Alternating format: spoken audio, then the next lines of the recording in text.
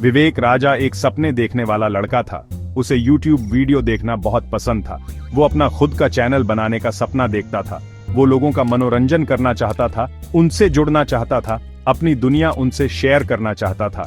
उसने अपने दोस्तों को इकट्ठा किया। सबने मिलकर नए नए आइडियाज सोचे। हवा में एक्साइटमेंट छा गई। उन्होंने डिसाइड किया कि अपना खुद का चैनल शुरू करेंगे। उन्हें शॉर्ट फीड्स के बारे में पता था, वो छोटे एडिक्टिव वीडियोस। ये बहुत पॉपुलर थे और बनाना भी इजी था। उन्होंने डिसाइड किया कि इसी पर फोकस करेंगे। उन्होंने अच्छे कैमरास खरीदे, एडिटिंग सॉफ्टवेयर सीखा। वे तैयार थे। उनका YouTube सफर शुरू होने वाला था। उनके पहले कुछ वीडियोस ठीक नहीं थे, लेकिन उन्होंने जल्दी सीखा। उन्हें अपना तरीका मिल गया। उनका ह्यूमर व्यूअर्स को पसंद आया। उनके सब्सक्राइबर्स बढ़ने लगे, व्यूज आसमान छूने लगे। उनके शॉर्ट फीड्स हिट हो गए।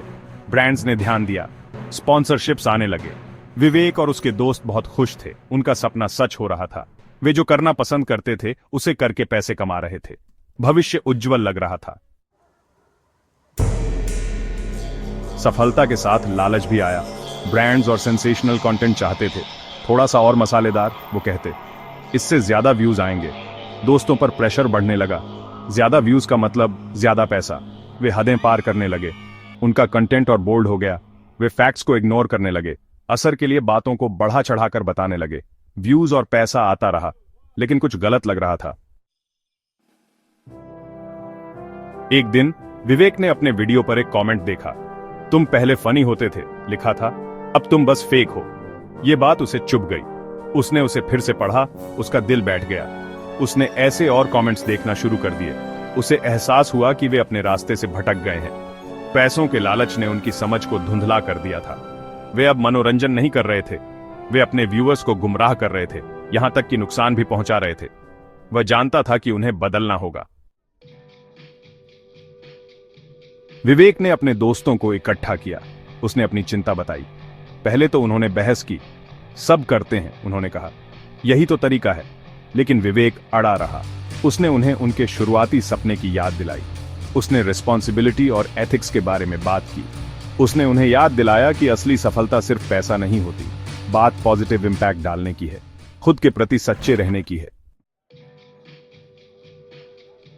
ईमानदारी की कीमत संघर्ष और त्याग। उन्होंने अपना तरीका बदलने का फैसला किया। उन्होंने आंख बंद करके व्यूज के पीछे भागना छोड़ दिया। उन्होंने क्वालिटी कंटेंट बनाने पर ध्यान दिया, ऐसा कंटेंट जिस पर उन्हें गर्व हो। बदलाव मुश्किल था। उनके सब्सक्राइबर्स कम हो गए, ब्रांड्स चले गए, पैसे की तंगी हो गई, लेकिन उन्होंने हार नहीं मानी। उन्होंने और मेहनत की और समझदारी से काम किया। वे अपने वैल्यूज पर टिके रहे। वे जानते थे कि वे सही रास्ते पर हैं, भले ही वह मुश्किल हो। वे इसके लिए लड़ने को तैयार थे। सफलता पाना सही तरीके से, मेहनत और वैल्यूज। धीरे धीरे चीजें बदलने लगी। व्यूअर्स ने उनकी ईमानदारी की कद्र की। उनकी सच्चाई लोगों को भा गई। उनका चैनल फिर से बढ़ने लगा।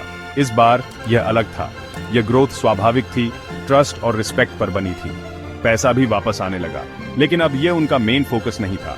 उन्हें कुछ और कीमती मिल गया था, एक कम्युनिटी जो उन पर विश्वास करता था और अपने काम पर गर्व।